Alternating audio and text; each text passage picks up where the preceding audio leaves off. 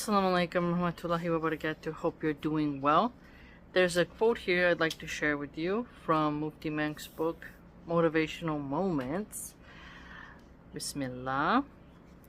Sometimes when you're insulted, you have no other option but to remain silent. Let the Almighty deal with it. Preserving the peace is best. So no other option but to remain silent. Many of us probably have encountered a scenario like that. And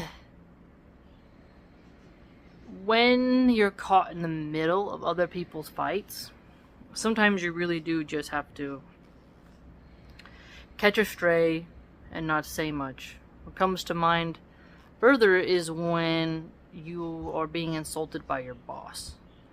And some people understand they have a hot-headed boss who is quite rude, and you have really no other choice but to be quiet, or if you do speak up, risk losing your job. And in this economy, people are not trying to ditch jobs left and right. I've had some bosses where they just unload on you, and you can even feel the spit from their mouth on your face. And you're like, oh, rent is due. Yeah, and you just gotta keep going. And it's sad, but sometimes you really do have to plead the fifth in that regard. Also, when you're dealing with somebody who is intoxicated, you have to sometimes just be quiet. They're mumbling on. They're not even going to remember what they say. And arguing with a drunk person is literally futile.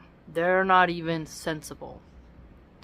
And I've argued with my brother-in-law when he was drunk once, because he was an alcoholic, and he couldn't figure out the TV. He was trying to watch something, and then I said something, and he started getting very insulting, and I was like, alright, I should have just kept quiet. I should have made an excuse that the signal wasn't working or something, or just unplugged it or done something where he wouldn't even have realized, and he would just go to sleep.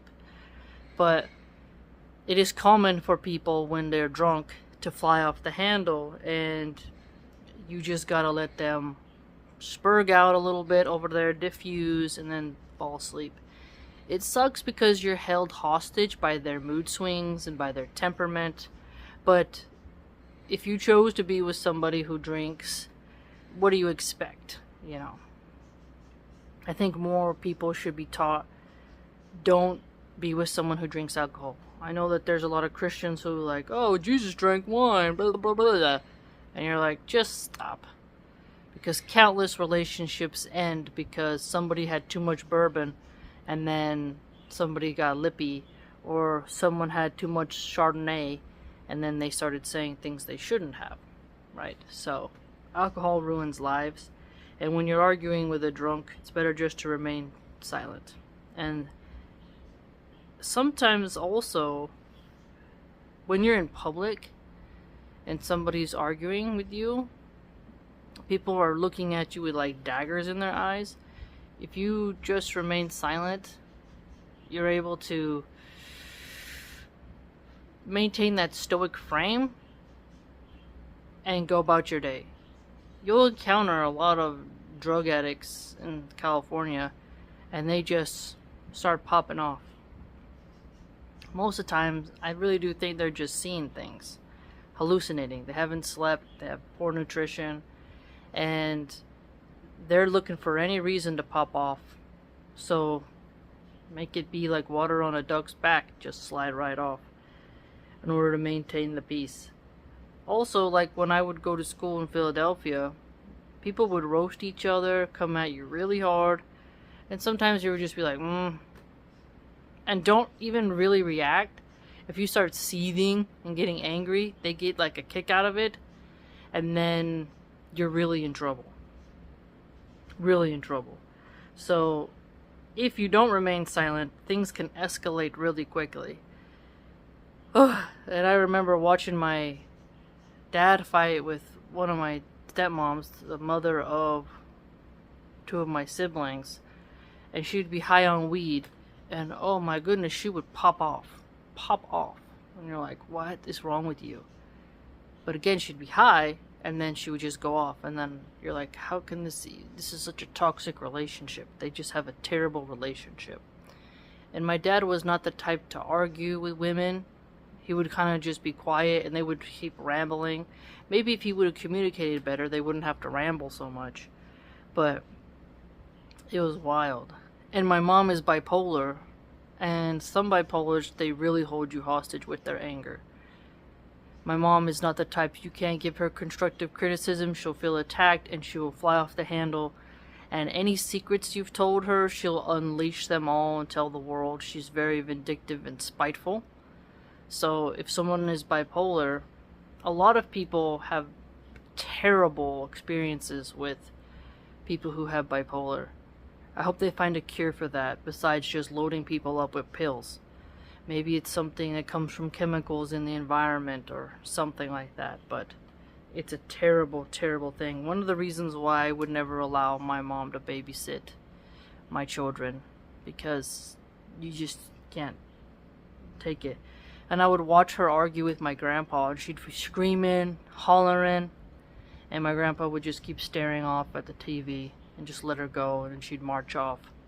And if you said anything, she would come right back. Like, what'd you say? And she'll stomp in. And subhanAllah. I remember one time I was mad at my mom. And then I went into the room and I closed the door real hard. And she goes, whose effing door are you slamming? Something like that. She came at me. I was like, oh no. And one time my mom got mad because I used too many minutes on the phone. And back in those days, you paid for minutes. And she took my phone and threw it at the wall. So I went out and bought my own phone with my own money. And then I sat outside on the porch just trying to get away from her. And then she'd come back and apologize. But I did not like living with her. And I remember writing a letter to my grandma about how much I hated living with my mom. Because living with someone who's bipolar is rough. And she was a former crack addict, so you had to just be quiet to maintain the peace. Also, in a marriage that you're just trying to survive, you sometimes your nervous system is racked. You feel you're just waiting for when the kids are older so you can divorce either your man or woman, right? And you're like, was it even worth the fight? At this point, you just like, okay, I'm just gonna check out of the relationship, maintain as much peace so that the days can go on. Because if every day is a battle, that puts too much tension and stress and anxiety in the air for the children and creates a toxic ecosystem for them to grow up in. That's not good. So you just try to avoid talking, and you almost become like roommates. You just hate each other so much, but the best thing to do is just to remain silent and to not give in when the fight's breaking out and insults are being thrown. But sometimes I feel like there's a point where someone's spitting off too much where you have to pause and be like, what'd you say? So that you're not a doormat. That's the delicate balance of when do you be like, hey, I'm not gonna let you disrespect me like that, to, alright, I can't just have an impulse reaction to every little thing that's said. So the complication arrives where, in the moment, what is the proper response? So, a great nuance of life. Let me know what you think. Please like, comment, subscribe, share, and join the blog.